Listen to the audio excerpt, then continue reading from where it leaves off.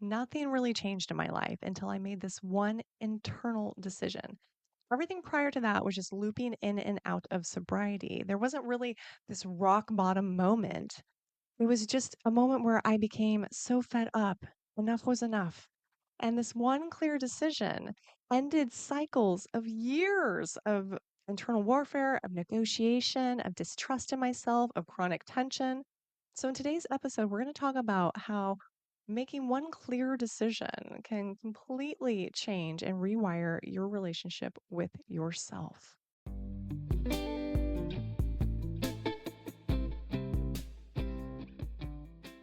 Hey there, welcome to another episode. I'm Jennifer Sack. If I don't know you, let me just tell you I help sober, curious people who are done negotiating with themselves and feeling exhausted from being split into two, just end the mental warfare and quiet the fear so they can step into their sober lifestyle with courage, with clarity, with confidence. I do want to say that I am not a licensed medical therapist or professional on this matter, that really all of the things I'm sharing are just for support and information. If you feel like you have a true mental health concern or need support for addiction beyond what I can offer you, I really do hope that you reach out to a qualified professional. All right, let's talk more about this today. We're talking about how one internal decision can end years of negotiation, of distrust in yourself, of chronic tension. It can do all of that in one fell swoop and start to rewire your relationship with yourself, how you show up and how you live day in, day out. And of course, I'm going to talk about sobriety today. So we're talking about how moving into your sober lifestyle can actually end so much drama even when you think it's going to cause it. I think it's very common that we think that big changes, especially like sobriety, requires a lot of discipline, a lot of force, a lot of willpower. And I'm not going to say you won't employ those things as you transition into your sober lifestyle, but really, the biggest thing that you need to do is just make the final decision that that's what you're going to do. Once you make a clear decision, it's almost just like action steps after that. You take away a lot of the emotional sort of negotiation that goes on and the tug of war. You just sort of settle into it. It's like a line drawn and you just move forward. If there's anything that you've ever done in life where you kind of were going back and forth, anything, and finally a decision was made, even if it wasn't the decision maybe you wanted, but you remember being like, okay, I'm grounded now. I'm settled. I know what I'm doing moving forward. So let's just, brick by brick, make this happen. It's the same thing. You will need some willpower at time to fight urges, and that's where you pull out your resources and tools that you know how to do to ground and regulate yourself. You will need to have some discipline, maybe taking away certain elements of your life that contributed to the urge to do things, and who you hung out with, what you're doing, what's in your home, all of these things. There might be some discipline that you need to employ. Is no force that you actually need. Let's take force completely out. Anytime you start to feel that you need to employ force, you're creating a ton of resistance within yourself. You're actually exasperating the situation. So, force is not welcome here. What we are really doing is just making that decision that allows you to exhale and just brick by brick lay down the new foundation. So, everything up until the moment when you have that clear final decision is really you just kind of pushing through and overriding the the underlying urge that you have to quit, to stop with this habit that is not helping you. You keep overriding it and doing it anyway, and that's creating a ton of tension in your body. And the cost of that bleeds out everywhere because it stresses you out. It creates an underlying discomfort, and that's always going to bubble up into every aspect of your life, how you show up, how you relate to other, the self talk in your head, the just internal kind of agitation that is just like a hum in the background, like the noise of a refrigerator that's just kind of there. It creates tension that sometimes we're not even aware of because chronic tension has become so normalized in our society. And we have really kind of upped our baseline of what we can tolerate as far as just like low lying chronic tension goes. So when you are overriding that part of you that knows like this is no longer aligned and doing the things anyway, you are contributing to this low lying energetic state of chronic tension. And because we've gotten so used to just sitting with that kind of icky discomfort all the time, we just ignore and we procrastinate. We don't identify what's really going on there. And sometimes this will show up in many ways in headaches. It can manifest itself in illnesses, in all sorts of ailments in the body. And there's a moment sometimes when you stop trying to treat the ailment and go, okay, what is the signal? What's actually happening here? And you can dive a little deeper into what the underlying cause of that is. And typically it's chronic tension. And a lot of times that comes from things that we are doing that are not in alignment anymore. They're not supporting you. So there comes a moment where you kind of tune in and tap into that intuition and what that message is that your body's giving you like, hey, something's off here. We're no longer okay with this. This is no longer what we want to be doing. And although like your physical self is like, yeah, no, I totally want to be doing this, there's a part of your higher self, your intuition, your soul, your spirit, what have you, that is like, no, no, not anymore. Not okay anymore. So there is a little bit of a rub in the beginning, right? And you notice it and you're like, hear the voice and you're like, I don't like that. And you push it away. And then there's a moment where you just kind of get on board with it. Maybe you feel like that it's succumbing to it or just accepting it or surrendering to it, whatever you want to call it or however it feels to you. There's kind of this moment where you just stop negotiating with your intuition and you're like, all right, I get it. I agree. And I guess this is the moment we move forward. And that's a magical, magical moment because that's when you actually get to relax and just be led and make new decisions. This is the moment where your self trust wholly begins to rebuild. When you have like great, really great mental clarity all of a sudden about like what you're actually doing, like you can't hide things under the rug to yourself anymore. You're like, it's very clear what's going on here and what I need to do and stop doing. And this is the moment that regulation will actually return. It's funny because we fear. We fear giving up our coping mechanisms, our substances to help us cope because we use them to regulate. But we will have such better effectiveness regulating without those, and it's going to be so much better.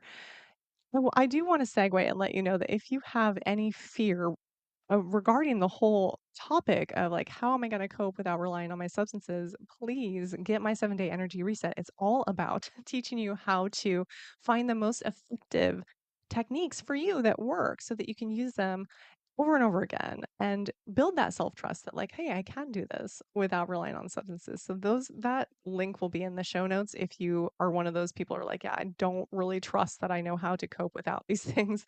Get the 7 day energy reset. Beyond that, let's move on. The decision to trust and side with and lean into your intuition that this is no longer aligned, that you are going to move into your sober lifestyle, will create such a relief and rebuild that foundation of who you are. This is where you get to really start to rebuild who you are by reflecting on what you are without that addiction. And that sounds scary sometimes because it's kind of the unknown, especially if we've been coping for quite some time, if we've been caught up in the cycles of addiction for quite some time. That's a very like scary frontier. But I like to reframe it as an exciting, exciting frontier because it's like the unknown and you get to really get back into connection with who you are without any alterations, without any sort of way of filtering yourself or numbing yourself or you know, just kind of putting on like a cloak that's dampening you. It's really dampening you. So when you remove all that, you come out and you're like, whoa, let's experience life in a new way. The clarity about sobriety is coming from a place of now really being honest with what is good for you and what is not working for you any longer, and really shining that light of awareness on there. It's going to help you so much with boundaries. When your self trust rebuilds, you're able to set boundaries not only with yourself and standards within yourself, but with others. And you're able to uphold that. The more foundation that you build and muscle you flex with, standing your ground, knowing what's right for you, that interconnection that gets built, boundaries become quite easy to not only determine and discern what they are, but then make others uphold them and make yourself stand firm and uphold them as well. Your identity shifts. I'm going to tell you that right now. Your identity will shift because you're no longer going to be the person that you once were using those things. You will change. You will find new versions of yourself, new things that you like, new ways that you move through life, new um, things that you do, people you hang with. Things will change. You will see yourself differently. Your whole perspective will be different. It's inevitable, but this is a very fun thing to do. And you don't have to just like decide, like, this is my identity now. It's really more about like an evolution and an unfolding that probably never ends truly. And that's more exciting than thinking that, like, well, I had to be this way and now I'm this way. It's more like, what can I move through and become as I transition? And then, even after, what is this going to be like for me? Who am I? So, I want to really have you consider choosing yourself. And what does choosing yourself really look like? Choosing yourself looks like really understanding and getting in tune with what it is that your soul is calling forth for you to align with, what feels right for you, not what you've always done, not what others are doing, but really kind of remove all of that and ask yourself, what feels right for me? Choosing yourself means to align with that, regardless of all of the wake of what will happen, of how it affects others, what others will think. It's really about putting yourself and your alignment and your health, your regulation, your nervous system above everyone and everything else. And that may sound selfish to those of us that are people pleasers or used to keeping things copacetic. I know that I dealt with this tremendously because I did not want to disturb everybody else's life by my change. And inevitably, my change caused a wake that disturbed my entire life and everybody in it. I mean, not everybody, some people could care less, but my immediate surroundings, everything changed. And it was really this moment of like, well, who do you choose to serve in this life? Are you serving everyone else around you? And what example are you setting? Or are you choosing yourself and what's right for you? Because I'll tell you one thing, nobody else is choosing you over themselves. Trust me. So don't feel bad. So, all this to really just say that when you stop overriding yourself and that intuition that's coming in and telling you that there might be a better way that you want to move through life, a different way that you want to move through life, everything really changes when you make that internal decision. You can let down your hair, you can sort of begin to rebuild from a calmer place.